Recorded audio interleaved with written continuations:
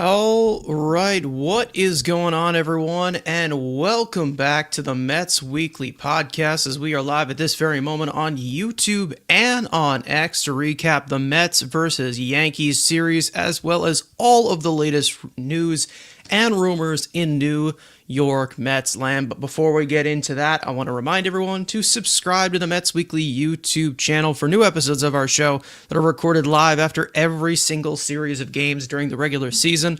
And for those of you watching or listening on playback, you want to join the conversation in the future, make sure to turn on those post notifications to know when we go live.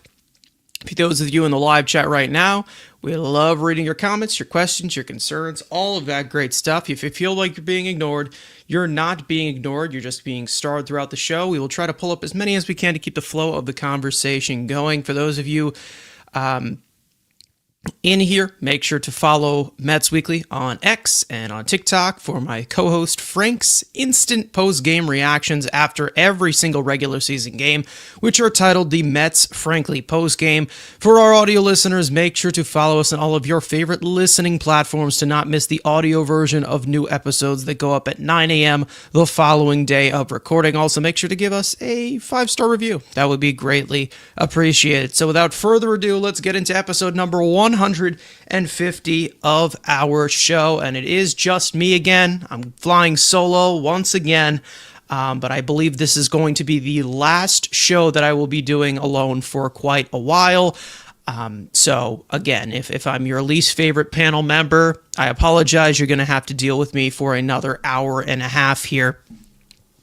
But other than that, the Mets, of course, coming off of a Subway Series victory that was close to being a sweep, but again, there were some unfortunate circumstances that the Mets obviously had to push through, so they took what they could get. And that's pretty much has been this last stretch going into either the All-Star break or into the trade deadline. Is really, at this current moment, the Mets are just trying to fight their way to a perfect scenario where they can actually have a team at full strength, because right now they are just fighting through a lot of situations right now where they pretty much do not know who is going to be pitching pretty much every day or who is going to be available whatsoever, because they have just so many injuries going on right now. But either way, it was nice to see the Mets offense starting to finally show somewhat of consistency and showing a little bit more of the power that we know that they are capable of, obviously. And, again, this series was a lot better than I thought it would, especially when you looked at the pitching matchups going into it. So 2 out of 3 is not bad, of course. But again, there were still some things in here that obviously are not going to be the regular because of some of the guys who are starting, some of these guys who are coming out of the bullpen. They had a bullpen game in Game 3. I mean, they're definitely just trying to survive at this point. That's basically what they're at right now. And it may be a miserable situation to go through because it is going to be rough because the pitching was not great.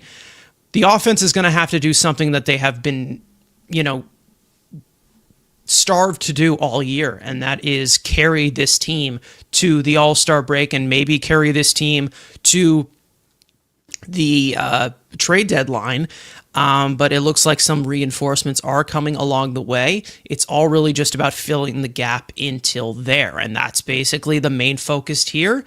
And that's basically all the main worries, because if you were to look at this Mets current unit, I mean, 5 bullpen spots are pretty much just put in with AAA arms, guys who you did not expect to be on the roster, guys who you did not expect to be up with the team. And that's basically what it's just going to look like. And they are going to be switching a lot of things in and out. We've seen a lot of transactions. We'll probably see some tomorrow going into the Baltimore series. But again, this is going to be quite a tough stretch and to attest to how the Mets can hold the fort down. And right now, they still have held the fort down okay. They're still within striking distance of the Phillies for first place in the division. there are things that need to be addressed. And I will say that when it does come to actually address those things, I do want them to be a lot more aggressive. And we will get into one of those pieces that could possibly be a target for the Mets come the trade deadline as we get closer and closer to that huge day where all the transactions happen, where we identify the buyers and the sellers for the final stretch of the season into the postseason. But I will say one thing is that it's going to be a tough stretch. That's all I can say. It is going to be a tough stretch into the All-Star break and into the trade deadline, and that is what they're going to have to prepare themselves for, and it's not going to be it's not going to be pretty. It's not going to be lollipops and rainbows whatsoever, especially when you're looking at a bullpen that has so many guys in it that, I mean, if you're looking at the roster right now, I mean, obviously Brandon Waddell has been the most quality of all of them. Zach Pop, of course, he's nothing special. He struggled in that one outing he had in this series. Rico Garcia, how long is that going to last? Chris Davinsky, he was signed on a minor league deal. Richard Lovelady, we know there's nothing special there. And then we also have some of their high leverage guys who have had some rough outings with, of course, our closer locking it down the way that he has been. He has been solid, which is good. But however, there is a lot of guys out. And there is a stat going around, and it is still true forever, and it will probably be till the end of the year, because I believe they're going to obviously use more, but the Mets have used 35 pitchers this season, and they've all been into games. Now, before we get into the full rundown of what happened during this series, I want to get into the chat real quick. Let's see what you guys are saying. D coming in here saying LFGM. Yep, absolutely. Matt saying, what up? How you doing? Evan saying, Unk skipping another episode. Hashtag sad to see. He'll be back eventually, but again, we'll see. We'll see how that all works. But again, Armand coming in here saying hello all. Absolutely. For those of you in here, make sure to hit the like button if you have not already. Subscribe to our channel. Put on those post notifications. Guys, let me know how the audio sounds, because I am using new audio settings and a new software, because the old software that I was using decided to not work whatsoever. So I had to make a little bit of a switch. So hopefully this sounds okay, and it does not have that much of a difference as compared to what we were seeing. Either way,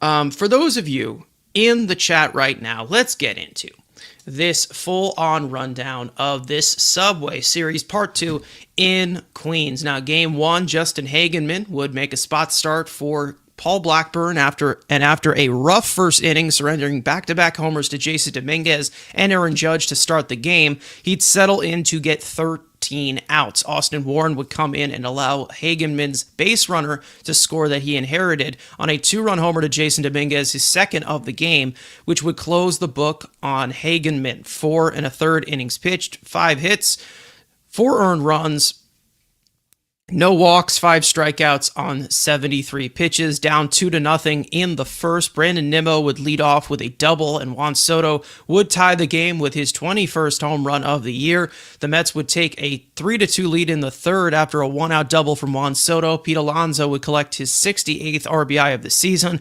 Austin Warren would come back out for the 6th and tossed a scoreless inning on the back of a 6-4-3 double play to end the frame. Down 5-3 in the 6th, Brett Beatty would launch his 9th home run of the year, a solo shot to make it a 1-run game. Huskar Barazaban would come in and toss for the 7th and toss a scoreless inning with 3 strikeouts, working around a 1-out walk and a stolen base. Down 5-4 in the 7th after a 2-out walk to Pete Alonso, Jeff McNeil would launch a massive 2-run homer to put the Mets in front, his 9th of the year. Reed Garrett would bid for a 6-out save and secure it, retiring 6 of the 7 batters that he faced with a strikeout to finish off Game 1 in a slugfest win, 6-5. Game 2, Frankie Montas would make his 3rd start as a Met, and he'd allow home runs to Jazz Chisholm and Austin Wells, but overall pitch decent enough. After allowing another run in the sixth on an RBI double to Cody Bellinger, Montas would be pulled with 2 outs for Richard Lovelady, who would finish the inning to close the book on Montas for 5 2/3 innings pitched, 5 hits, 4 earned runs, 0 walks, 2 strikeouts on 77 pitches. The Mets would get started right away in the first inning against Carlos Rodon after a leadoff double by Starling Marte and a walk to Francisco Lindor, a sacrifice bunt by Juan Soto, and a walk to Pete Alonso. Brandon Nimmo would give the Mets a 4-0 lead on a grand slam to right center field. His 18th home run of the year, his 4th career grand slam, his 3rd grand slam this season, and his 2nd grand slam this week. After a throwing error with 1 out in the second, Starling Marte would add on with a long RBI single to left field to make it 5-1 Mets after a 1-out walk to Francisco Lindor in the 5th, a stolen base, and a wild pitch to send him to 3rd. Pete Alonso would launch his 19th home run of the year to make it 7-2 Mets. Richard Lovelady would come back out for the 7th and surrender a solo home run to Anthony Volpe to make it a 2-run ball game. Chris Davinsky would come in to finish the inning, working around a hit of his own, but shortly after, the Mets would pull away following a pinch hit double by Ronnie Mauricio. Francisco Lindor would double him in on an RBI single. Would drive him in on an RBI single, advancing to second on the throw. Juan Soto would draw a walk to set up the big guy, Pete Alonso, with a 3-run homer, his 20th of the year, and his 2nd of the game to extend the Mets' lead to 11-5. Ryan Stanek would get the 8th and struggle a bit, walking 2 and allowing an earned run, needing to throw 38 pitches to finish the inning, but the Mets would get the run back in the bottom of the inning. Francisco Lindor would pull a 1-out double, and Juan Soto would drive him in with an RBI single to make it a 6-run game. Edwin Diaz would get the 9th and work around a 1-out single with 2 strikeouts to finish the game, as the Mets would secure the Queen's part of the Subway Series with a Game 2 blowout win, 12-6. And in Game 3, Chris Davinsky would start the series finale as an opener. He tossed 2 scoreless innings with 2 strikeouts on 26 pitches. Zach Pop would make his Mets debut in the 3rd and surrender 3 earned runs in an inning and a 3rd innings pitched. Brandon Waddell would come in with 2 outs in the 4th and pitch through the 6th, allowing 2 earned runs on 52 pitches with a 2-run homer to Aaron Judge. The Mets bats would be silent for the first 4 innings against Max Fried, down 5-0 in the 5th. They'd rally with 3 consecutive 1-out singles by Jeff McNeil, Hayden Sanger, and Starling Marte. Francisco Lindor would get the Mets on the board with a 2-run single in the 6th. A lead-off hit by pitch to Brandon Nimmo, a pinch hit single by Ronnie Mauricio, and a single by Brett Beatty would load the bases, and Jeff McNeil would cut the lead to 5-3 Yankees with a infield single. Hayden Sanger would ground into a double play, but a run would come in to score to make it a 1-run ball game. Huascar Brazoban would get the 7th and struggle a bit, allowing back-to-back singles to start the inning, and a sac fly to Aaron Judge to put the Yankees up back by 2. Rico Garcia would toss a scoreless 8th inning and a scoreless 9th inning with 2 strikeouts, working around a couple of base runners, but the Mets bats would go quiet for the rest of the game due to some unfortunate base running by the Mets and great defense by the Yankees in the 7th and the 8th, and some questionable strike calls in the 9th, leading to Mets manager Carlos Mendoza's ejection, as the Mets would fall short in the Subway Series finale, 6-4. The Mets are now 52-39 on the season after completing a 6-game split in the Subway Series, now sitting a game and a half behind the Phillies at the current moment for first place in the National League East. So plenty of takeaways, of course, going into this entire game. Now, let me just take a drink of water here because obviously that was a lot to absorb. So either way, thank you for everybody in the chat saying the audio is okay. But as for the takeaways in this series, like we said, there were guys pitching that should have not been pitching, and I think that they handled it a lot better than we expected them to. especially in that third game. I was expecting it to be basically a 10-run game by the end of the fourth inning. It could be a complete blowout.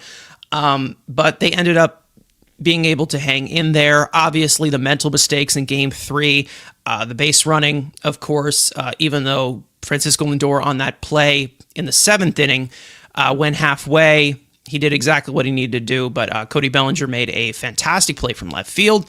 And then, of course, the play by Ronnie Mauricio, which was one of his few miscues in this series, which we will get into. But I do want to tip my cap here to the Mets, obviously, with this series, because we know that this Yankees team is a good team. Whether Mets fans want to shove it off their back because they're not really they don't want to give the Yankees any credit, but this is a good Yankees team. This is one of the best teams in baseball, and whether they're struggling a little bit recently, we know that they have talent. We know that they are going to be contenders in the American League, and I think that they played them fairly well in this series. Let's just say that. The situational hitting was great. We saw a display of power from a lot of pieces in this lineup. We know Pete Alonso, obviously, one of the guys in the middle of it. Jeff McNeil, huge home run in game one, and also that big big home run by Pete Alonso. Two home runs in that game in game two, and I believe now he has 10 home runs by a Met in the Subway Series, which is the most in Mets history against the Yankees. So take with that as you will. If you want to hold that over any Yankee fans' heads, go ahead. But again, there was a lot that went on. There was a lot that went on in this series, obviously, mainly just being the pitching had to hold up somewhat. And I think that they did fairly a good job. I expected them to be a lot worse. They did obviously give up 17 runs in this series combined, but that's basically what you kind of expect when you are putting these guys on the mound. I mean, Justin Hageman, we know that he has been okay so far as a Met, but he's nothing special. Brendan Waddell is just there to eat innings. You have Zach Pop coming in here. D saying here in the chat that Zach Pop was throwing some terrible sinkers, and Wells tattooed him on pitch 2. Exactly. I mean, this was something that was going to have to be won by the offense. And I said that last episode going into this series because of how this pitching matchup was lined up. I mean, it may be simple to say, obviously, but again, the offense had to wake up. And they did wake up. They did what they needed to do. And that is how they got this series win. They were able to score. They were able to score a lot more fluently as compared to what we have been seeing a lot this season, and they seem to be back on the right track as of right now after those 3 weeks where they were just slogging through baseball, and they were just not playing great at all and didn't even look like they cared. I mean, it looked completely dead.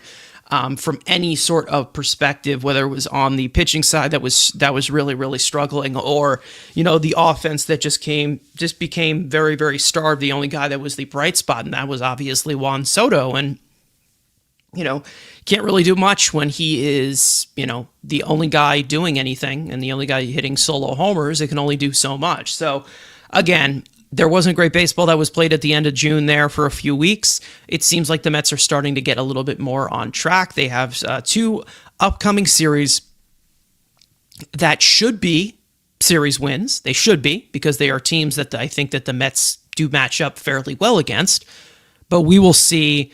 We will see how we get into this entire way of piecing this together. Because I again, when you look at this bullpen right now, how is this going to hold up? We have absolutely no idea. And it's on the offense to do it well. And I've talked about this before as to with the pitching kind of sagging off a little bit over these last few weeks after being one of the best rotations in all of baseball and one of the best bullpens in all of baseball. I said that the offense put them in that predicament. And it is true. Because again, if you don't score, you put them in these high-pressure situations constantly where it's a one-run game or a tie game constantly because you can't break away with the offense that should be able to do that. these guys are going to pitch at max effort to try and get out of these jams. They're going to end up getting hurt. They're going to end up getting gassed. That's what's going to happen because you play 162 games. So for the first 2 months, it was holding up. But the offense put them in that predicament. And it should not be coming from an offense that was, getting paid as much as they are. So again, for this to completely even out, for this to hold up, the offense is going to have to step up. And they do have a good stance as of right now as to what they have lined up, especially against a Orioles pitching staff that has struggled all year. So they definitely have the games there for the taking into the All-Star break. So we'll see how all of this lines up. Obviously, they're going to take it game to game. We don't know who is going to be available or not, but hopefully those reinforcements do come back eventually, and we will talk about some of those reinforcements in a second. But some of the takeaways I want to put out here. Obviously, a noticeable amount of home runs in this series, which I think is a good thing, how the Mets were able to match power for power with a Yankees team that is built on power. We know that this Yankees team is not the best situationally. We know that they don't string hits together. We know that they're not based off of athleticism. They are based off of a bunch of power, a bunch of extra base hits, and they crush mistakes. That's what they do, especially led by Aaron Judge, who was definitely a noticeable piece in this series. Obviously, Jason Dominguez was great in this series as well. I mean, the Yankees do obviously have a really good lineup, but as for the Mets lineup as well, obviously it showed its depth. That was great. Starling Marte was great in this series. I was definitely impressed with that. He was been batting lead off recently. And to be honest, we've talked about his age before of him being 36 years old. I mean, from the leadoff spot, he looks 25 again. Does he not? I mean, can anybody disagree with that? I mean, he really does look like he's 25 again from that leadoff spot, stealing a bunch of bases, getting a bunch of extra base hits, working counts, not chasing as much. It seemed like he was doing well from that leadoff spot. I don't know if that's going to be a permanent thing, but it is something that maybe they can rely on if they have a left-handed pitcher that they needed to face, because when it came to a left-handed pitcher to face, it seemed like Starling Marte was the only guy that was hitting Max Fried before they were able to knock him out of the game with the pitch count getting high. So again, great contributions from Starling Marte. Jeff McNeil was fantastic in this series. You had obviously that game one where he was all over the place, obviously, but we were also seeing some really good ABs being taken by Jeff McNeil, and especially in those situations where they needed runs and they needed a big hit, McNeil was providing it for them, and he had a really, really good series. I know I am known as the guy who can never give credit to Jeff McNeil, but I will give credit to Jeff McNeil because I'm not actually the Twitter troll that everybody thinks I am. Anyways, other things going in here, Garrett and Stanek definitely got their mojo back. It looks like they're starting to come around, obviously. I never really take into effect of guys who have been proven good relievers in the past. I know that they'll eventually grab their footing again, but they're relievers for a reason, and we talk about this all the time. They were inconsistent as starters, and they're going to be inconsistent as relievers. This is basically just the most inconsistent position in the entirety of the sport. And I do think that things are going to start to pick up for them. And again, same goes for Brazoban. D saying here that Brazoban has been largely impressive, striking out big bats like Judge. He has been really good too. So again, there was definitely a big team effort in this series. You had everybody firing at all cylinders, and they needed to fight back from power versus power to beat a Yankees team like this, and they were able to have a successful series. Again, it could have been a sweep if it wasn't for those base running mistakes that, again, fundamentally, the Mets seem to make a lot of mistakes that still do need to be cleaned up. But again, they were able to fight things off. Right now, it's not really about, playing fantastic baseball. It's basically just holding the fort down. It's about playing to survival because of how many guys you have out, specifically in the pitching staff. And that is when the top of that lineup in Lindor, Alonso, Soto, Nimmo, you include Marte, you include McNeil, you include some of the young guys. If they actually step up, they need to step up. The offense is going to have to carry this part of the season before the trade deadline starts. And hopefully, as the pitching gets a little bit healthier, the Mets can win a little bit more in the margins. They can play a little bit more efficient baseball, and no side has to play with a sense of urgency. We can start to see this team be a little bit more healthy, a little bit more firing at all cylinders, and they will have a little bit more reliable guys on the mound, which it seems like we are going to get later on this week in Kansas City, which we will get into right now with the injury report. But obviously, Frank is not here, so I'm going to have to fill in for him. So here is your overall injury report. Some big news coming up here. Mets starting pitcher Kodai Senga made a rehab start for Double-A Binghamton on Saturday afternoon, tossing 3 2/3 innings pitched, 6 hits, 3 earned runs, 2 walks, 4 strikeouts on 68 pitches. Mets manager Carlos Mendoza stated that they expect Senga to rejoin the rotation on either Friday or Saturday in Kansas City. The 32-year-old right-hander has been on the injured list for the last month due to a low-grade hamstring strain that he suffered while jumping for a high throw covering first base. Mets outfielder Jesse Winker played his final rehab game for AAA Syracuse on Sunday afternoon. The 32-year-old could be activated off the injured list tomorrow and rejoin the Mets lineup in Baltimore. Winker has been sidelined since the beginning of May due to a right oblique strain that he suffered while making a throw in left field. Mets outfielder Jose Siri will undergo another MRI this week to determine the healing status in his left leg. The 29-year-old suffered a setback last month and has been shut down from baseball activities ever since. Still a ways away in recovery, Siri has been on the injury list since mid-April due to a fractured tibia bone in his leg, which he suffered after fouling a ball off of his shin.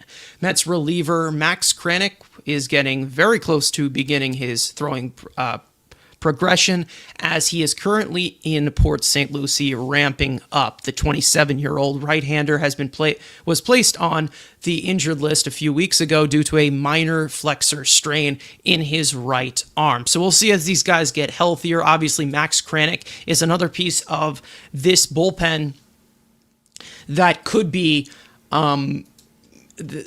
could be somebody that could contribute and fill in one of those spaces that is kind of being occupied right now. Occupied right now by some Walmart greeters, guys who belong in AAA. Obviously, no disrespect to them, but Senga is going to be a really, really big add. Obviously, back to the rotation, and then of course Sean Manaea is also going to possibly return on the last game before the All-Star break. It all depends on how he does recover from his last rehab start that he had a few days ago. And we will see how all of that lines up. Of course, Sean Manaea, Senga, two of them, huge pieces to this rotation that they need desperately. Obviously, with most of these guys obviously going down, and of course a lot of spot starts that have been going on.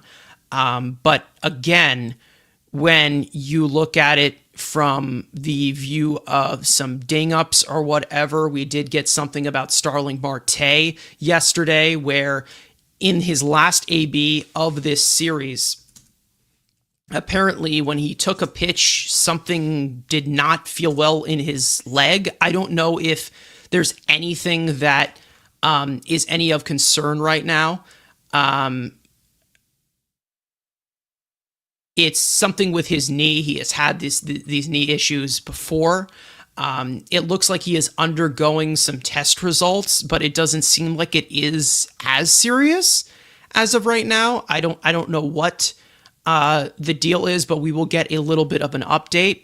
It didn't seem like it was serious, but we don't really have as much information as of right now, but we do know from Anthony DiComo, I will pull this tweet up right now, of the information that we do have about Starling Marte right now, is that Starling Marte said that he's not worried about his knee, but he felt something weird in his last AB. He's waiting on test results. Asked if it could be an IL thing. Marte replied, "I don't know yet. We'll see. The doctor has to check, decide on what is going on." So that is basically the whole thing. Carlos Mendoza also said that Starling Marte's knee flared up in the ninth inning, thus the trainer visiting. The Mets obviously having him evaluated. So we don't know what the update is on that, and that's the main reason as to why I did not put a full report on that. But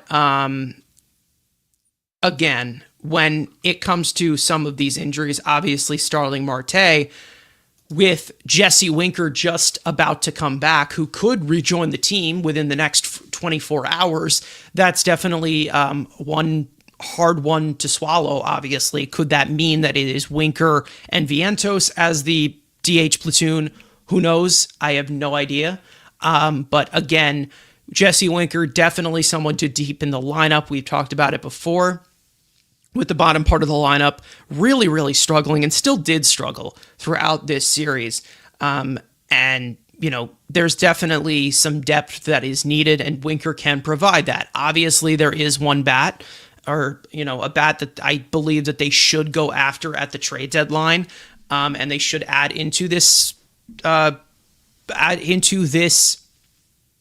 lineup. Who knows who that may be, but we will see how that, we'll see how all of that pans out, and we will get into some bats that maybe they could acquire at the deadline as we get closer and closer to that happening. Armand saying Siri is not coming back this season. His season is done. Listen, I think it's very possible. I think that he most likely will not come back. If he ends up coming back, I don't think it's going to be in a role that is going to be so, that is going to be so high. Obviously, we knew that he was going to be a platoon center fielder, give you defense, run the bases. And we'll see what position. It all really depends on what position they are addressing. If they are addressing center field, that probably means that Jose Siri right now, that probably means that he is nowhere near coming back. It's possible. So again, he did not completely break his leg. It was just a fracture in his tibia bone, but he suffered some setbacks. So I would not be surprised if it was something that ends up being something that takes his entire season out. So we'll see how that obviously happens. Some comments about Marte in here. Game for War saying that Marte is trying to get his workers' comp. Maybe that's possible. I don't know. But he's getting paid quite a hefty amount to be a DH, and don't even get me started on that one. As for some other things in here, D saying, I'm interested in Carson's and the chat's thought on the Vientos situation. Thanks, he said. What are you going to do with Vientos? I'm concerned that he's just not seeing the ball. He is also slow and can't field. Yeah, I mean, we all know about this, about Mark Vientos, obviously. If he does not hit, he's not going to contribute. And I did talk about Mark Vientos last episode, so if anybody wants to go check that out, we talked about his struggles this season and what the context possibly could be going forward with how different of a hitter that he has been. But I do want to get into some other details that I do want to add on this Mark Vientos situation for a second, because I think that there is a detail here that we're all kind of missing. And I mentioned this on Twitter yesterday, and I asked this question. I don't know. Again, I'm not a doctor. I'm not there with Mark Vientos. I'm not Mark Vientos at all. So I don't know if it is bothering him whatsoever. However, there is a situation that I do want to get into, and that being, obviously, the injury that he sat out because of in the middle of May. And for those of you who don't remember, there was a injury that he sat out on was precautionary reasons with abdomen soreness.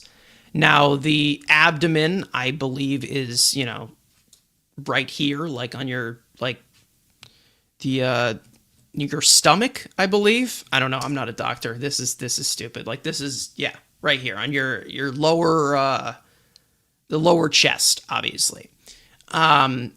Jesus Christ. And I don't know if that has anything to do with his struggles, because again, here's the thing.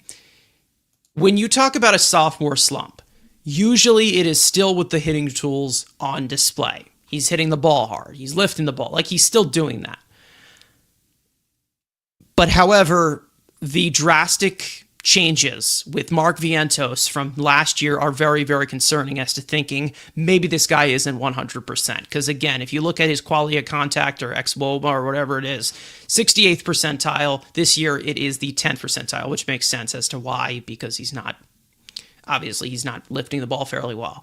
But again, expected slugging, 84 to 84th percentile. This year it is the 17th percentile. The barrel rates are down. The EVs are down.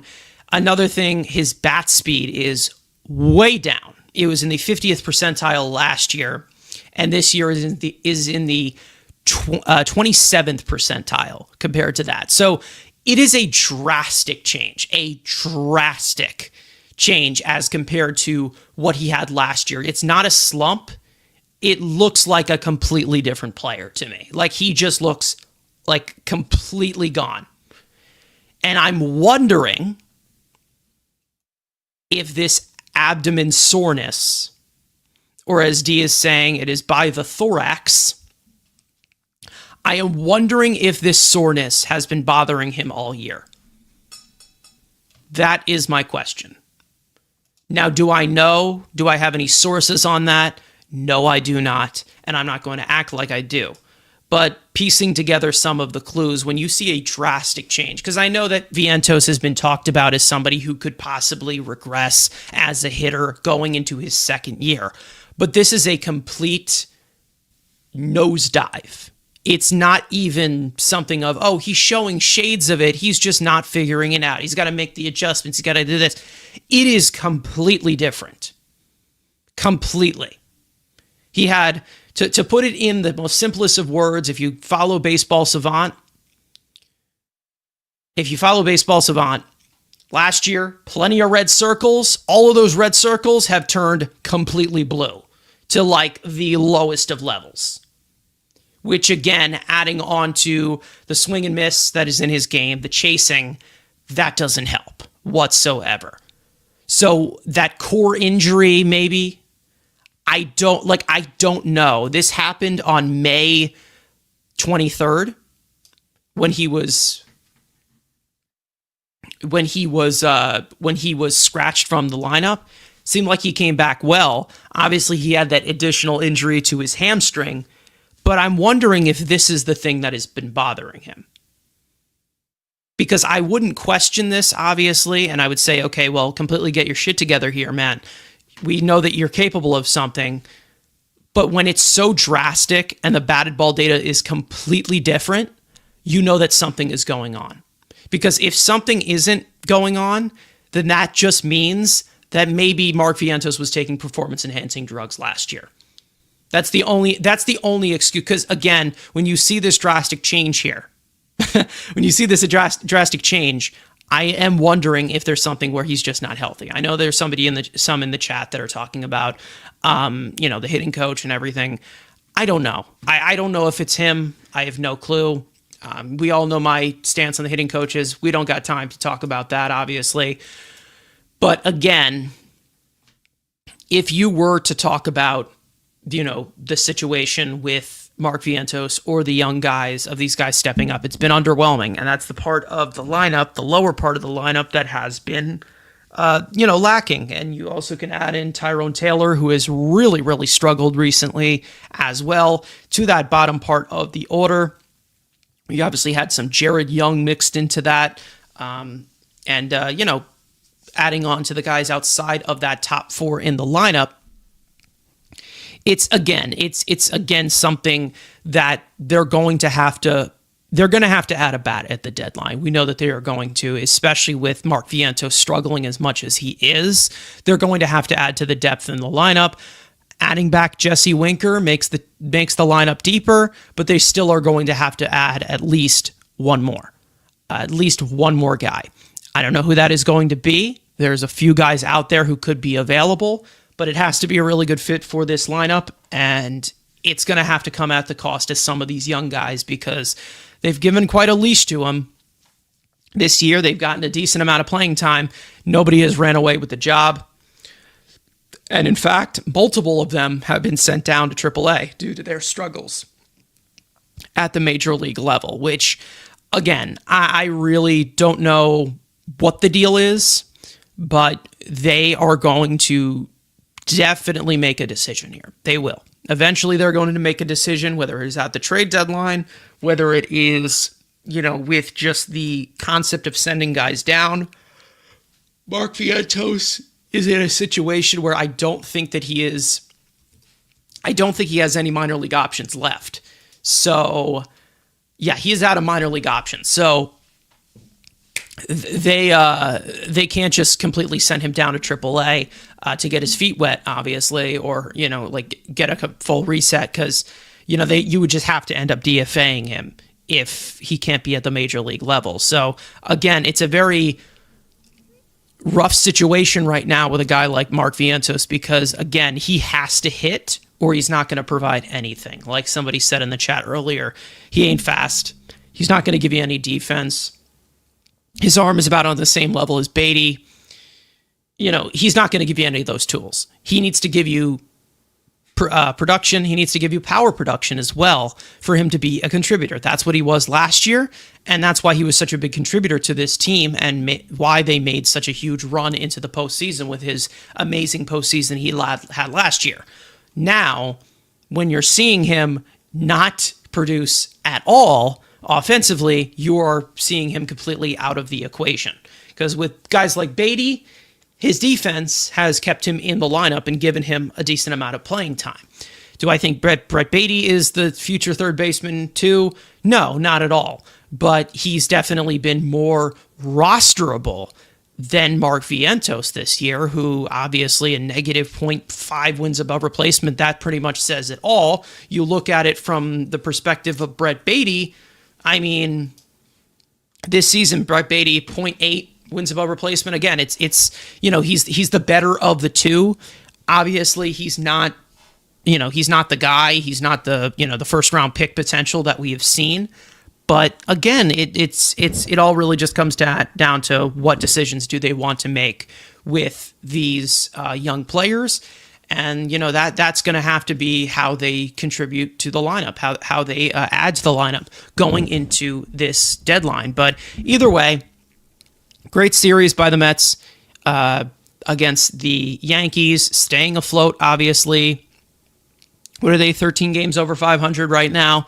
So getting to the break, hopefully they're able to, withstand it, and it's definitely going to be a survival of the fittest, obviously, going into that All-Star break. Now, speaking of the All-Star break, I want to get into the festivities of the All-Star break as the Mets All-Stars have been revealed going into Atlanta. I know, not a fun place to go into, but again, let's get into the All-Stars that were selected. The Mets have 3 All-Stars going into the Midsummer Classic so far. Maybe there are injuries and maybe there are guys who they do go in and replace with. But as of for now, the guys who made it completely outright without an injury happening, we have 3.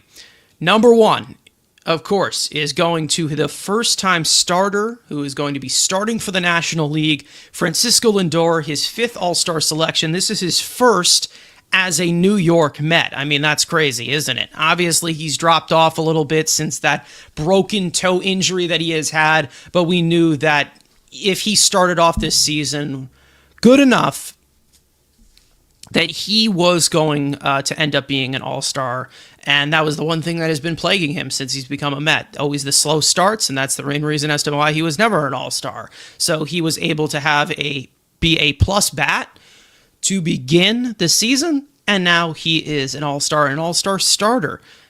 finishing second in the MVP race last year. So again, well-deserved for Francisco Lindor after the season that he did have. We know that he's dropped off recently. I know that he has, but the first few months of the season, he was really kicking it into gear, and also he's still on pace for the 5-6 win season that he always is throughout his entire career.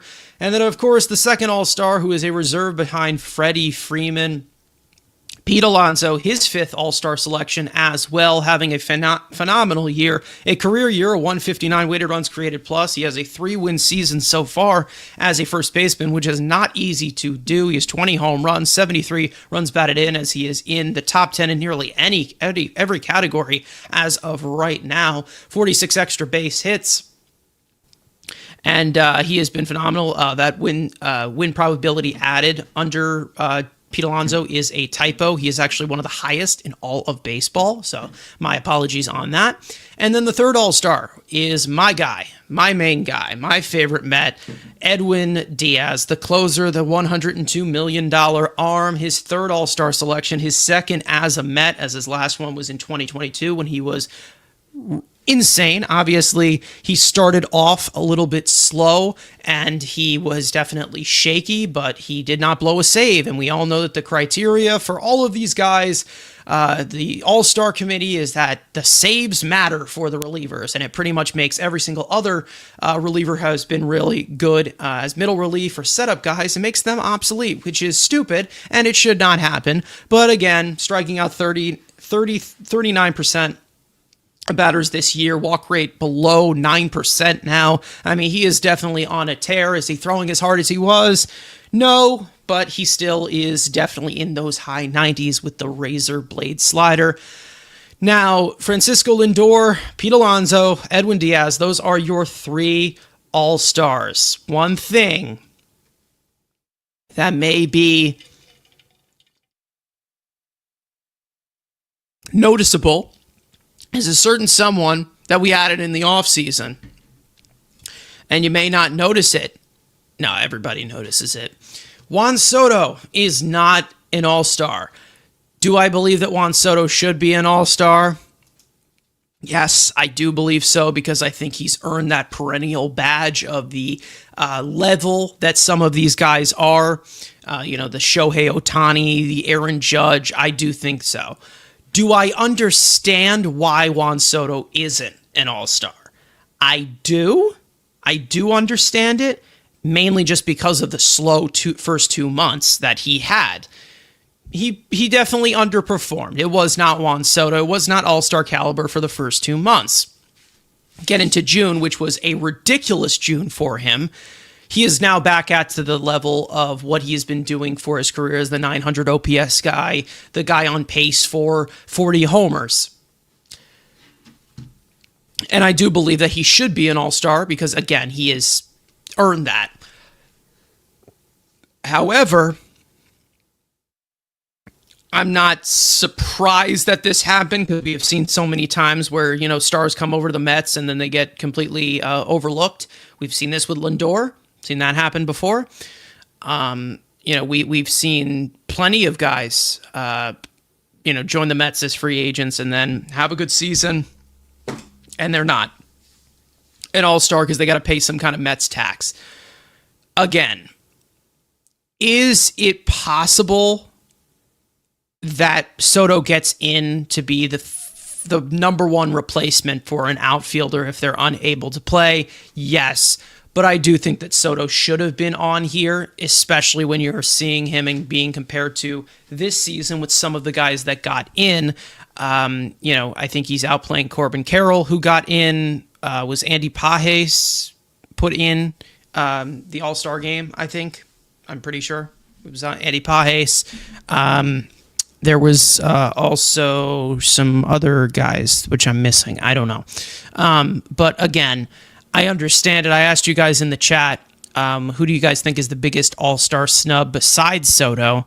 It looks like most of you guys are saying other, so I'd love to see the other that you guys are voting in here, but Kodai Senga is another option. I put Brandon Nimmo there, and then I also put Jeff McNeil there, who's had a really good season, but again, there's a reason why he is not on here. Even though second base is weak, He's obviously he missed like the first month of the season, so it probably unqualifies him for that.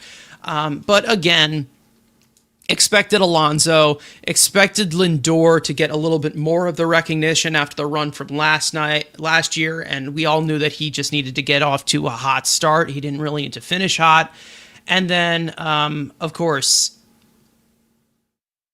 it's just we'll see. The early sequence of ground balls and double plays sunk Soto's All-Star chances. Possibly, very possibly. Game for War saying no All-Star bonus for Soto. How will he ever survive? No, I have no idea. I mean, 51 million guaranteed every year for the next 15 years. That is some rough money to live on. You know what I mean? Like that's rough. That is not good to get by. I don't know if you can even afford a candy bar with that shit. I'm going to tell you right now. That is crazy. But again, not really as surprised with the 3 picks because of, Edwin Diaz not blowing a save. You don't blow any saves. You barely blow any saves. And you have a good ERA, then they put the closer in as the all-star, even though there are some setup guys who should be in, and there should be some other guys who get put in the all-star game that are not just because of team representative. Pete Alonso, should he be starting at the all-star game statistically? Yes. Freddie Freeman, we all know that that's no slouch pick either to start. I think that, the popularity of him in LA, how he was, in the World Series and everything makes sense. We know that at the end of the day, I mean, like, come on. Freddie Freeman, that's a first ballot Hall of Famer, so it's not a bad guy to get second place to. But if you're talking about it in perspective of statistically, Pete is having a better statistical year. But again, that there is no bad choice when it comes to Freddie Freeman, who has been one of the best, if not the best, first baseman of the generation. And if he retired today, he would be in the Hall of Fame.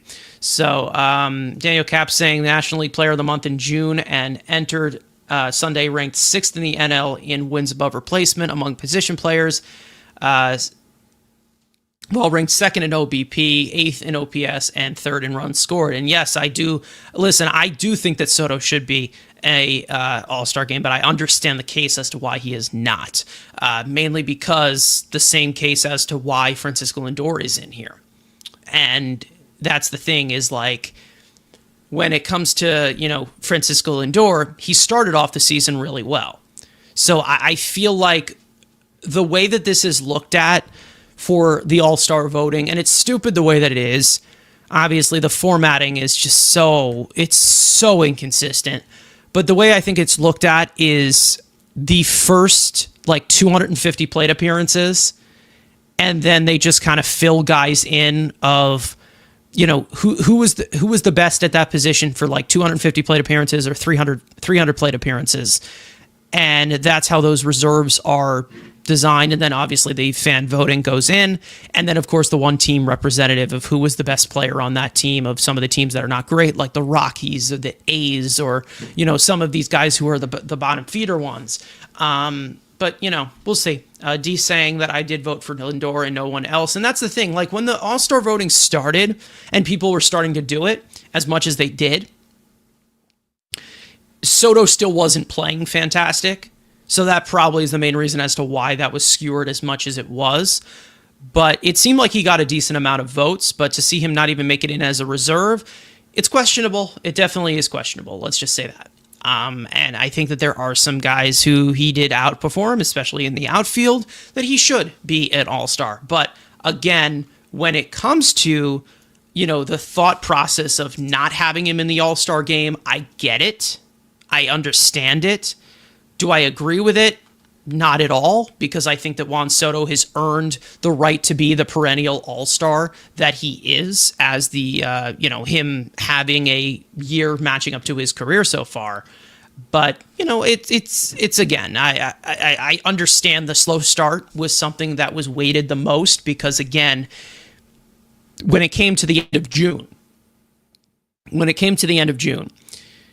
it was, the all-star voting was way past, it was way past its capacity. So I understand it given the timing, but again, he does belong in the All-Star game. He definitely does, because he is one of the superstars of this game. And Daniel saying typical Mets hate. It's possible that it's typical Mets hate. It's the Mets tax. Let's not forget that. We know that Juan Soto paid the Mets tax at the beginning, because we all know that anybody that signs here always has to be the worst version of themselves for the first month and a half that they are here. But I'm glad to see Juan Soto back in the swing of things. But again, he did mention that, they asked him about not making the All-Star game, obviously, because, that's how the New York media is. It's not really about what problems a team has. It's all really about the yippee-ki-yay. Everything is fun. But Soto said, obviously, he said that he vows to come back stronger after shocking All-Star Game snub. I can get a little bit of the quotes here from him saying, "Everyone wants to be an All-Star, and I live the experience of being. I've lived the experience of being there. I was glad to be able to be there 4 years in a row. If I didn't make it this year, it's no big deal. I'll come back stronger next year." So we'll see if he ends up getting in, if he's an injury replacement. I think he's going to be one of the first off the list. Let's just say that. But again, we will see how all of this goes. And again, I think if they do make this decision to put him in here, it all really has to do with what the positional is, or maybe it just ends up being the first guy injured. He ends up being the guy in the All-Star game. But is it possible that if he wasn't wearing a Mets uniform, he would have gotten in outright? Probably. It's possible. I wouldn't put it past them. But again, I'm not here to play victim over a exhibition game that is played in the midsummer that is the Midsummer Classic. That does not count. Other All-Star news, by the way, Pete Alonso will not be participating in the Home Run Derby. I think this is the first time in his career, aside from 2020, because there was no All-Star game, but this is the first time in his career that he will not be doing the Home Run Derby. And he said that it didn't speak to me. He just decided not to do it. He just wanted a little break from it, which is fine. I'm fine with it. Again, he talked about, wanting to help the team win. And again, I think there was a little bit of frustration with Mets fans with him underperforming last year, of how he, had to be the only All-Star for the Mets. He ended up being the only All-Star for the Mets if he ended up playing in the Home Run Derby. And it seemed like Lindor ended up deserving it a little bit more. Maybe Brandon Nimmo even deserved it even more. And people were getting a little upset about it. And then he ends up placing like last place in the first round of the Home Run Derby. So I think there was a little bit of frustration with some Mets fans regarding Pete Alonso. And obviously he is a fan favorite here. But I feel like there were some Mets fans that were a little bit perplexed with that whole decision to have him, especially in a career low year that he had last year. So, it's good to see him step back from it. Obviously, I think we can do without the yearly memes of him meditating and dent lifting. Like, I think we can do without it. And I feel like, it gives an opportunity for some of these other guys to participate in the Home Run Derby, which I think, again, it's a great opportunity. We know that Cal Raleigh is going to be in it. Byron Buxton, that should be fun. He is finally healthy to do it. That is awesome. So, there's definitely not going to be so much of a lack of talent with Pete Alonso out of it. He's already won it twice. So, again, maybe he does come back next year to do it, but I'm okay with him skipping out on it. What matters right now is the Mets winning baseball games and going out there playing good baseball, and it matters about the team winning. The individual accolades I could care less about, and that's all really that matters. Now, speaking of after the All-Star break, let's get into some trade deadline news that popped up this week that I do want to get into. And obviously being in the pitching department, which we know that the Mets are going to go after a starter. We don't know what of caliber it is going to be, but we know that the Mets are going to try and acquire a starter at the deadline to deepen the rotation with multiple injuries that seem to be long-term. Obviously, Griffin Canning done for the season. We know that they have some other injuries there. You don't know if Senga or Minaya will be able to stay healthy. Obviously, Senga with the injury history from last year, missing pretty much the entirety of the year. And then, of course, Minaya talking about how he had a dead arm towards the end of the year.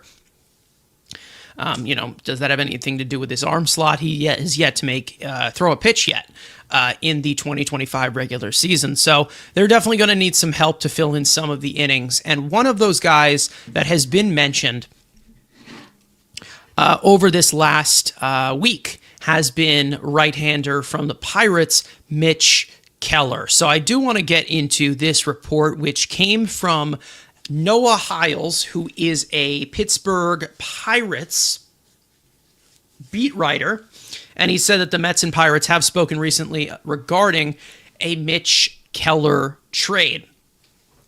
This was reported a few days ago. Now, Mitch Keller, for those of you who don't know who Mitch Keller is, he is a 29-year-old right-handed pitcher. He was a second-round pick by the Pirates in 2014. Right-handed pitcher.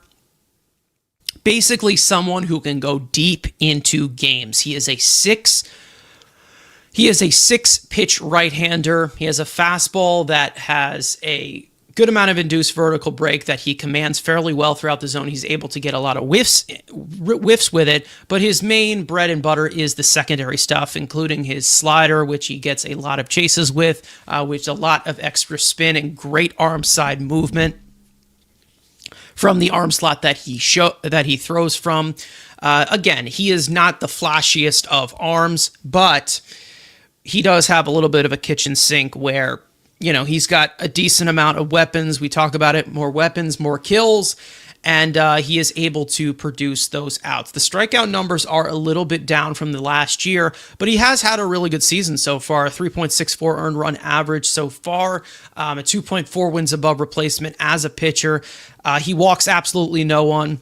He's already pitched 106.1 innings this year, and he has pitched into the sixth inning in 15 of the 18 starts he has made this season. He also has 12 quality starts this season, which is about 5 innings and 3 earned runs. So again, this is definitely a consistent arm you can put in the middle of your rotation to stabilize it a little bit more. Now, obviously, for the contract, he did sign a 5-year, $77 million contract extension with the Pirates last season, where he's making $15.4 million a year through 2028. So that is definitely a contract that has term, but the AAV is not really that bad. And it is something as to where, going into with Mitch Keller, a guy like this, is he an ace? He is not an ace. And I feel like there are Mets fans that will go out and say that the Mets need an ace, which I don't agree with. I don't think that the Mets need to get an ace. I think what the Mets need to do is stabilize this rotation, because you have Senga when he is healthy, he is a frontline starter. You'll see what you get from Sean Manaea. You'll see what you get. Right now, the Mets need guys who can eat innings, and Mitch Keller is the type of guy you could possibly go after, where he has above average stuff, he has decent weapons, and he has really, really good command, some of the best command in all of baseball out of some of these starters. And he just knows how to locate, and he can go deep into games. That's what the Mets end up needing to have. So I would be all for trading for a guy like Mitch Keller. Brief fan coming in here saying, any love for bringing back Severino? I would take Severino back. Again, when it comes to that contract, I don't know how the Mets feel about taking it on. But again, when it comes to Luis Severino overall, we know that he has had complaints about the ballpark that he is pitching in.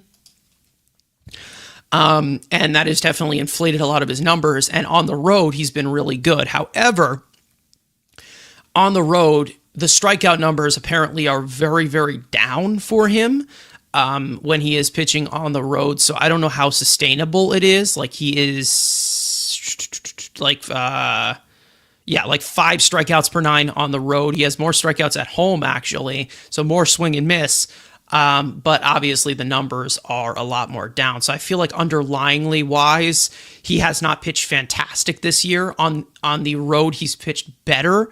And even on the road, recently, it's kind of inflated a little bit. I'm pretty sure he had an earned run average under 1 a few weeks ago, and now it is over 3 when he is pitching away. Now, obviously, I'm not the big guy to say that, oh, well, ERA is everything that matters here, but also there's some underlying metrics when it comes to Luis Severino that I don't think that this is going to be something that you can acquire. Maybe there is something that the Mets can untap once again, bring him back for another season. But, however, guys like Mitch Keller, this is someone that this Mets rotation needs, and I'm going to be pushing for a guy like Mitch Keller.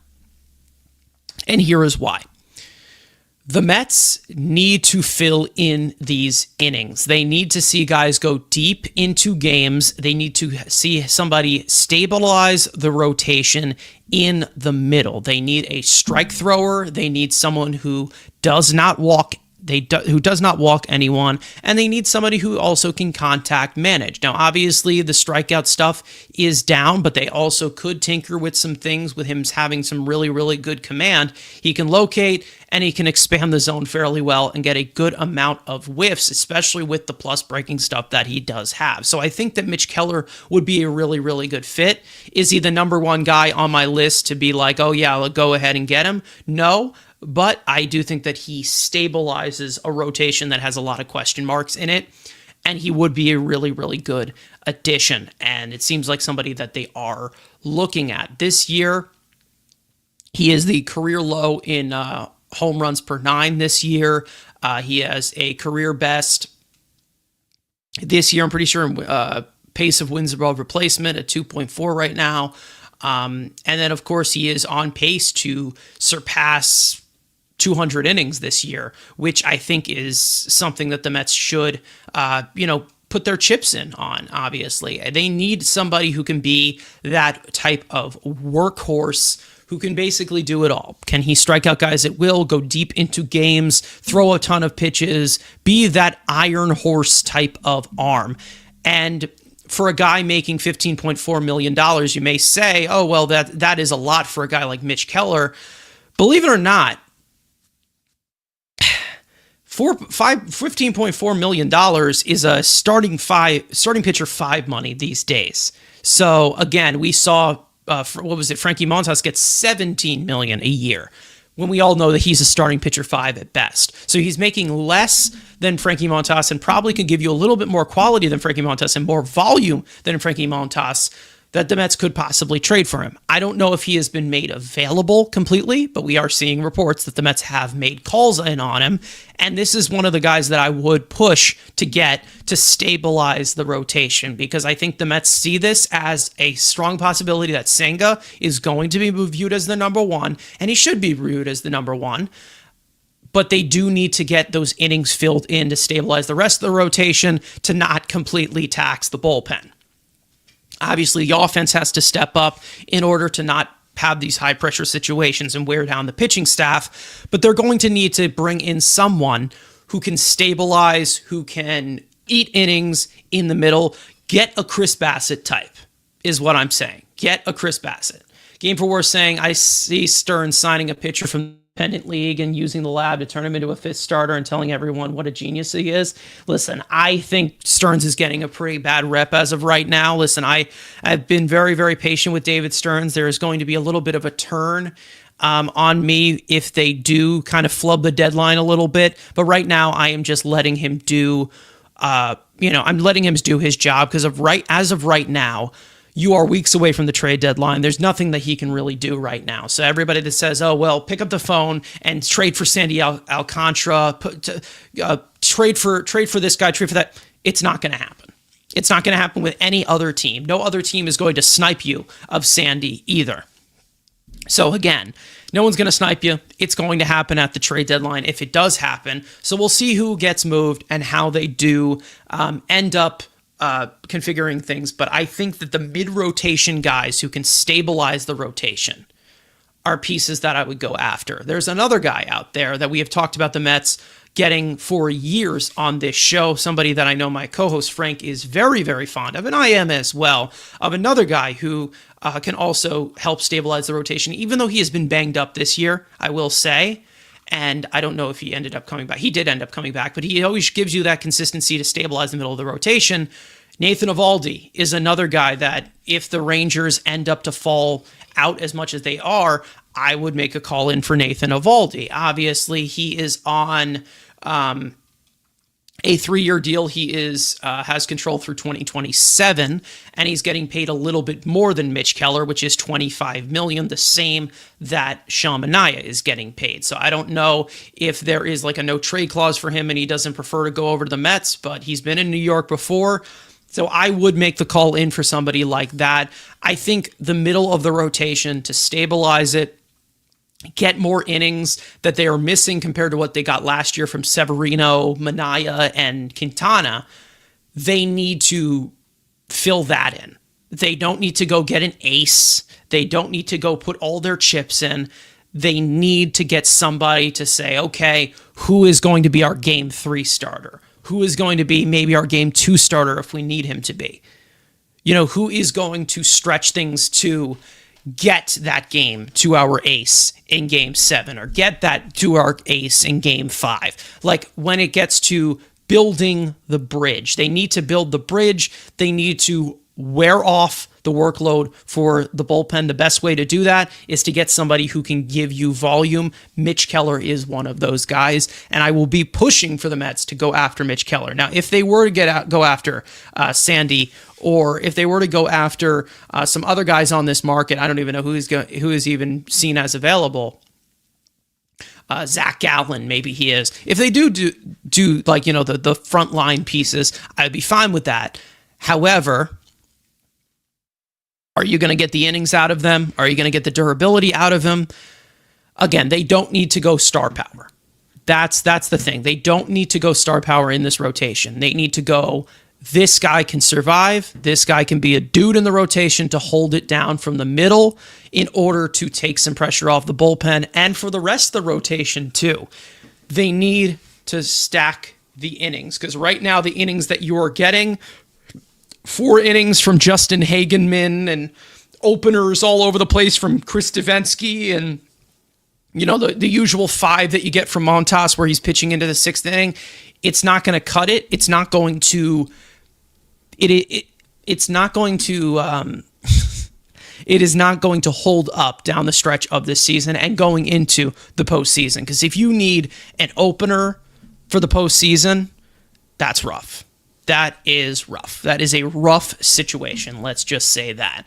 And again, I know that everybody wants to be like the Dodgers and have a super rotation like the Dodgers, but they have their own problems as well. If you were to look at this Dodgers rotations, what has always been their issue? The rotation. Kyler Glasnow's hurt. Tony Gonsolin's hurt. Kyle Hurt is hurt. River Ryan hurt. Roki Sasaki hurt. Blake Snell hurt. Gavin Stone hurt. I mean, they have a lot of guys that are hurt right now in their rotation, and I'm sure that they're going to try, if they are going to try and, probably add into their rotation. Maybe they will be after Sandy, or they will be after somebody else on this market, but the Mets need to focus on filling in those innings, and I think that Mitch Keller does that perfectly. He's not perfect. He 100% is not. However, the Mets need arms. The Mets need innings. They don't need names. They don't need fantasy teams that they need to build. They need to build the rotation from within, from in the middle, so they can stabilize it on the ends to, not have to push your 5 starter like Frankie Montas, not having to push him past 100 pitches every single start that he goes out there. Again, that's just my opinion. I think that Mitch Keller, that level of mid-rotation pieces, Merrill Kelly is another one that maybe we will bring up eventually when I have my co-hosts here, obviously, of guys who they could possibly trade for at the deadline.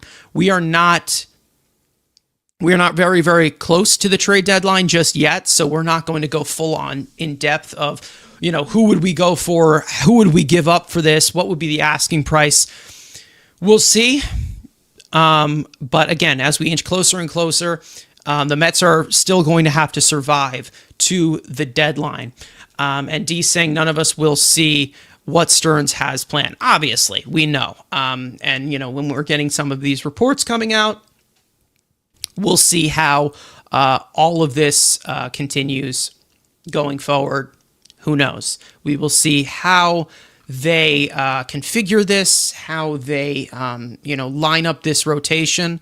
Obviously, the return of Senga and Manaya is definitely going to help them out. And they're going to have a 5-man rotation that is, a little bit more solidified. Justin Hageman will probably be out of there. Frankie Montas, we'll see if he is, works out of the bullpen. David Peterson will be in there. Clay Holmes, we'll see if he works out of the bullpen down the stretch. Who knows? We'll see how they do that. I want to see them, obviously make that big move, but I don't think that it needs to be in the pitching department, as everybody has been saying it has to be. But, this also comes into agreement here, and I understand the sense of urgency, as Jay-Z's saying in here, saying that when push comes to shove, Stearns does need to make a big move. I simply don't care if we have to overpay. And I'm fine if that overpay ends up happening, if that overpay ends up happening at the trade deadline. If that happens now, then I'm going to be, okay, this is a panic move. They shouldn't have done this. And because, they have weeks between the trade deadline as of right now to where they can hold this up. Like what they're doing right now, where Justin Hageman is making starts, they can hold this up for a few of these games. They could. But right now, we'll see. Again, when it comes to overpaying, when it comes to going all in, I do want to see them be a little bit more aggressive.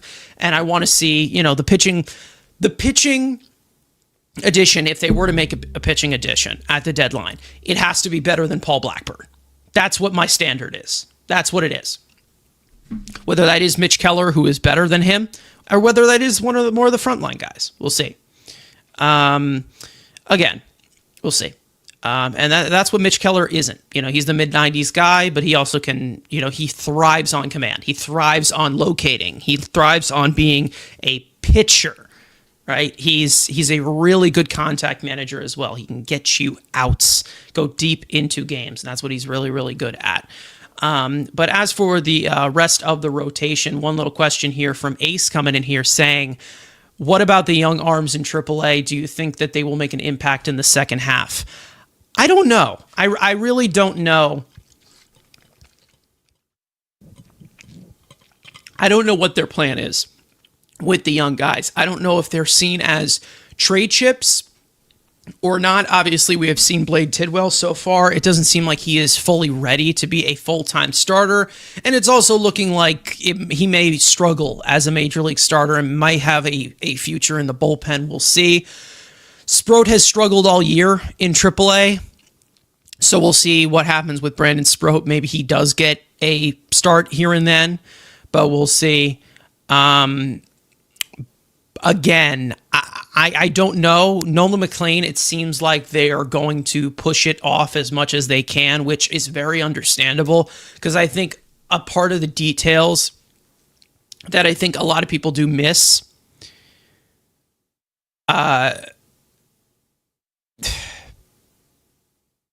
lot of people are missing here, is that Nolan McLean, as a college pitcher, he was a reliever. He was not a starter. He was not pitching multiple innings. So he was trying to stretch him. He's trying to still stretch him out himself as a starter.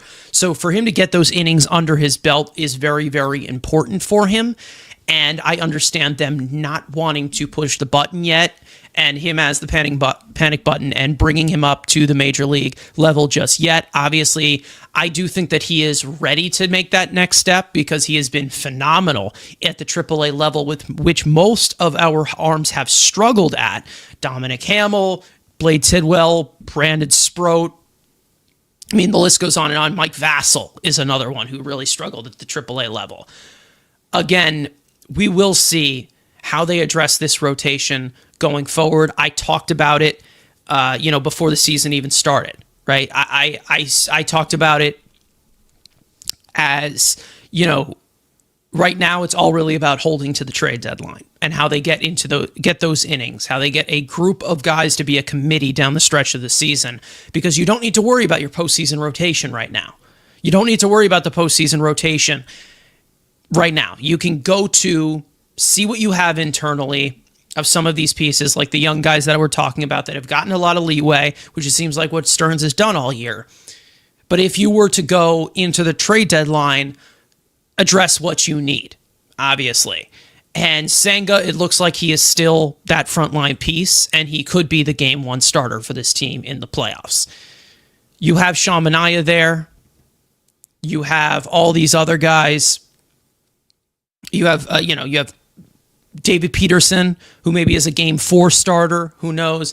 Jay-Z saying up here, saying if we trade for a starter, it has to be someone who you feel comfortable making a hypothetical playoff start. A depth guy like Blackburn isn't good enough, which I 100% agree. And Mitch Keller, do we agree that Mitch Keller, you are comfortable with him making a playoff start? I would be. I would be comfortable with that. I don't know if he's ever pitched in the playoffs. I don't think he has, because he's on the, he's on the Pirates. They don't make the playoffs. But Mitch Keller, would you guys say that Keller is someone you would trust to get you game 3 or game 4? I would say that. Like, is he on that Steven Matz level that that Steven Matz was in 2015? You know what I mean? Jay-Z saying Mitch Keller gets the ball game 3 or 4. Fine by me. Exactly. There you go. Building up the innings in the regular season, and then obviously in a postseason rotation. That's how I looked at it, and that's what I said from the very beginning. Everybody was yelling at me, this rotation's not good enough, this rotation. It doesn't have to be good enough. It doesn't have to be so good and so fantastic before the trade deadline. It doesn't have to be so fantastic. You can do things internally and see what you have internally, bring up your pitching prospect, bringing up your position player prospects of what assets that you have that you can make available at the deadline. But when it comes to the trade deadline, they're going to have to set up the playoff rotation. And I said with how well they have done it under David Stearns, one of these guys was going to hit. Clay Holmes was going to hit. Griffin Canning was going to hit. He ended up doing well, Griffin Canning, but he obviously the season-ending injury, which now makes him a non-factor. And then you had some of the pitching prospect who sticks there. And all they really needed was to fill the rotation with what they needed. And right now, as we are seeing with how beat up this rotation is in injury, they're going to need depth. They are going to need depth. Game for War saying, what would get us Keller, Jet Williams, and what else? I don't think it would be Jet Williams. I don't think it would be him. It probably would be...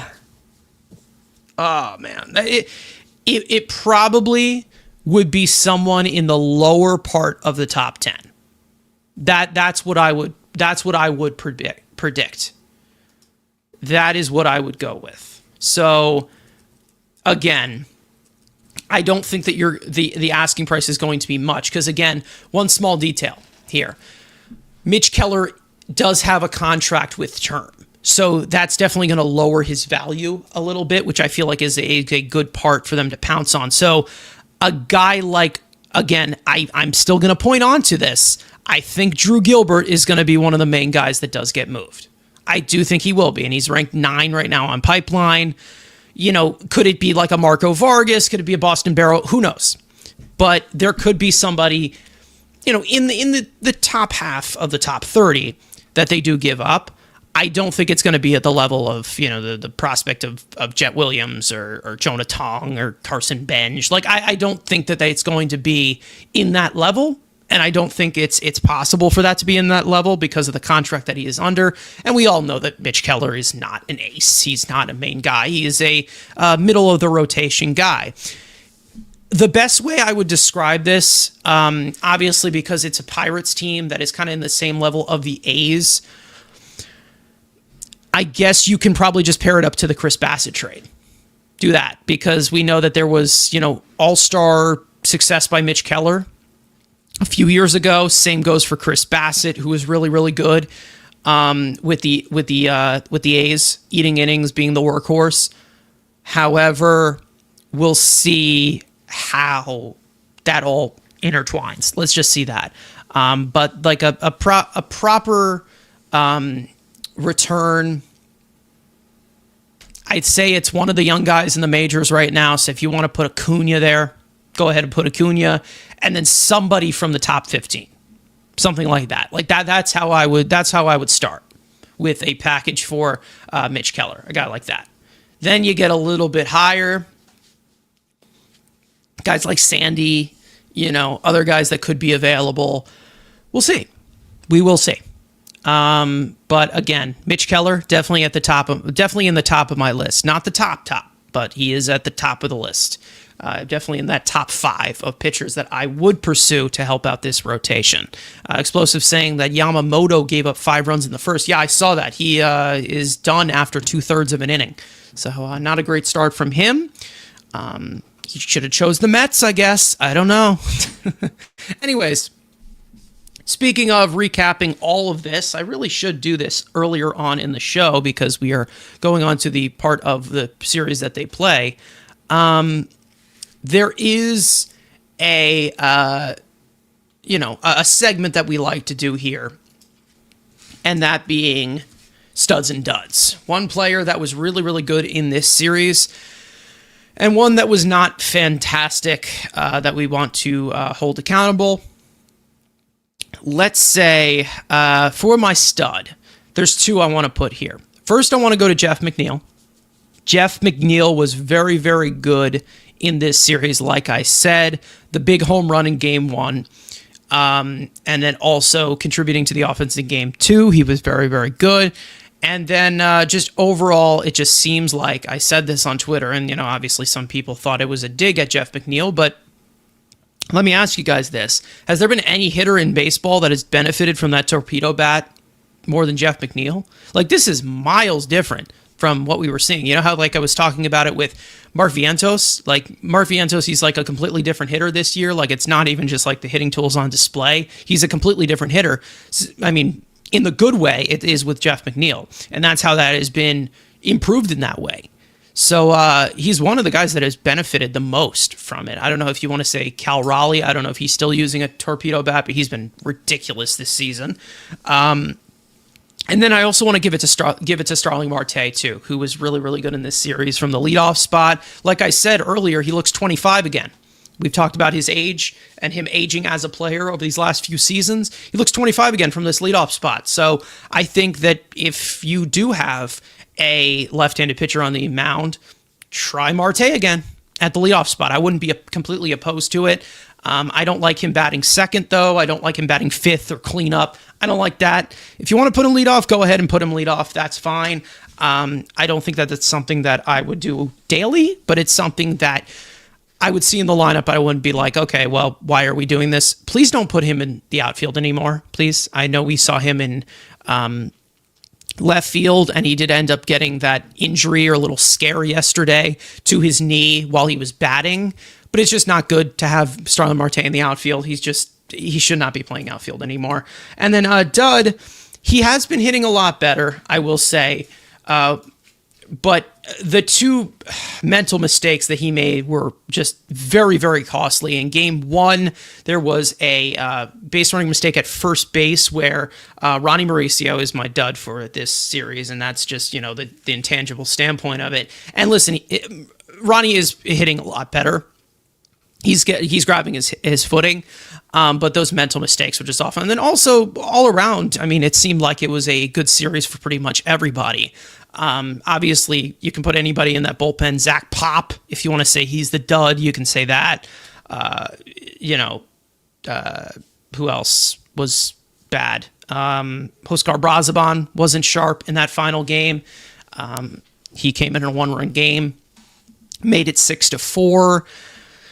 Is there anybody else, if you guys want to say any studs and duds you have for this series? But again, overall, still a really, really good series for the Mets, getting the series win, splitting 6 with the Yankees for the year in the Subway Series. And who knows, maybe that 7th game will be game 1 of the World Series. You never know, right? You never know. Who knows? Yeah. Anyways, let's get into the series that is going into Baltimore tomorrow, Mets versus Orioles. Let's get into some of these probables for this series. Now, we know that the Baltimore Orioles have had a nightmare of a season after a good season last year. They made the playoffs, fell flat on their face, but it seemed like there was promising times, but they have been struggling and they are in hell. They really are. They are looking like a trajectory of the White Sox as to what we see. But here we go. Pop it up onto the screen. Mets pitching probables against the Orioles in Baltimore. Game 1, Clay Holmes will start the series opener on 5 days rest. He will face this 26-year-old rookie Brandon Young. First pitch is tomorrow night at 6:35 p.m. Eastern Time on SNY. Game 2, David Peterson will get the start, coming off a stellar outing against Milwaukee. He'll face the 35-year-old Japanese rookie right-hander from Japan, Tomoyuki Sugano. First pitch is Wednesday night at 7:05 p.m. Eastern Time on ESPN. Unfortunately, we have to listen to that ESPN broadcast for Game 2. But Game 3, Justin Hageman right now is lined up for it. We don't know if that will end up being somebody else or an opener, but that's what he is lined up for. Carlos Mendoza did say that he most likely will make another start before another turn through the rotation when guys like Senga and Manaya do come back. So he is lined up for the series finale, but subject to change. Like I said, he will face the veteran right-hander Charlie Morton. First pitch will be Thursday afternoon at 1:05 p.m. Eastern Time on SNY. So like I said, this Orioles team is down in the dumps right now. They are having a dreadful season. I know that they have maybe picked it up these last few weeks, maybe, but they are definitely in a point where they are last place in the American League East. They have just had a dreadful season. They're, they have just been, lots of guys on the hot seat. Let's just say that. Adley Rutschman, I think, is out right now. He is not active, I think. Is he hurt? Yeah, I think he may be hurt. He's having a average season at the plate, obviously. Their biggest hitter this year has actually surprisingly been Ryan O'Hearn, who is a all-star as the starting DH for the AL American League this year. Has been Ryan O'Hearn as their DH. He will be starting because obviously Yordan Alvarez has been hurt all season. Cedric Mullins has had a solid season, but he has slowed down. Colton Cowser is someone who has been in and out. I know had a really good season last year. Tyler O'Neill has really, really struggled, being a signing for the Orioles as a kind of replacement for Anthony Santander last year. They have Ramon Laureano, who is having a really, really good season so far. I think he returned for them late. Very, very surprising for that. Gunnar Henderson has been good, but he's definitely slowed down from his last year, obviously. And then, of course, with the pitching staff, like we said, Felix Bautista got healthy. He's back. He's doing very, very well this year, obviously. And then that pitching staff has just been so dreadful. You've got earned run averages over 4.5 all over the place. Charlie Morton has been one of the worst starters all year, but recently he's actually picked it up. So it's whatever. Sir Anthony Dominguez, another one who has struggled this year, has been inconsistent. Yenner Cano has been banged up. Another guy, Trevor Rogers, has been good so far for them, a guy they picked up at the trade deadline. So again, this is still a team that has young talent, but they have really, really been struggling, and they got to kick them while they're down. Let's just say that. And again, this is a series win that should be a series win, let's just say, and we'll see. We will see that. So, again, I do think that they can end up possibly sweeping this series. If it does not happen, 2 out of 3 minimum.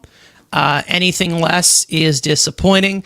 This is a Orioles team that does have young talent. We know that they're young. They were good last year, but they have had a really rough season. So do not wake them up. That's all I ask. Anyways, as for some of you guys in the chat here, Ricardo saying, would you take a flyer on Charlie Morton? Probably not. I don't know what the deal was with him. I think that the pitch clock has definitely hurt him a little bit. I do believe that, a lot of the veteran pitchers have struggled recently with the adapt to the pitching clock, but also a guy like Charlie Morton who likes to,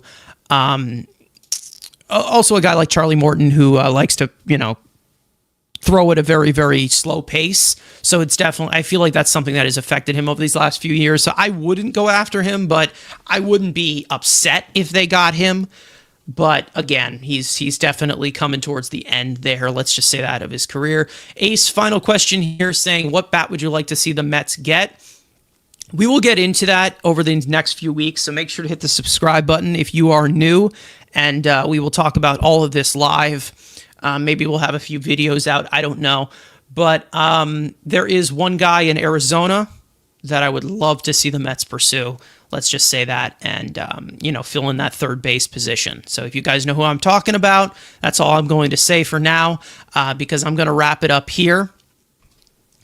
So thank you guys so much for watching, listening. We hope you guys enjoyed the conversation. Next time, most likely, my co-host will be here. So if you're sick of the solo show, you're in luck. The next one will most likely have a co-host. So I will not be doing all the talking, and I won't have a sore throat for the next 2 days because I'm the only one talking. And these will be 2 hours instead of an hour and a half. So other than that, make sure to follow us, Mets Weekly, on X and on TikTok. Follow all of us individually, including my co-hosts who are not here. Make sure to turn on those post notifications, subscribe, hit the like button on the stream. That would be greatly appreciated. Guys, we're going into the final week before the All-Star game. Let's hope that they finish strong into the second half, and then we get into that final stretch to the trade deadline, and then into the postseason. We are getting very, very close. Brief fans saying that it's a great show worth watching in Ireland at 1 a.m. Well, I appreciate that. Thank you. So all across the country, we have got viewers on this show, which is great to see. So I'm glad that we've got quite a base of people watching our show. But other than that, as per usual, let's go Mets, and we will see you guys next time.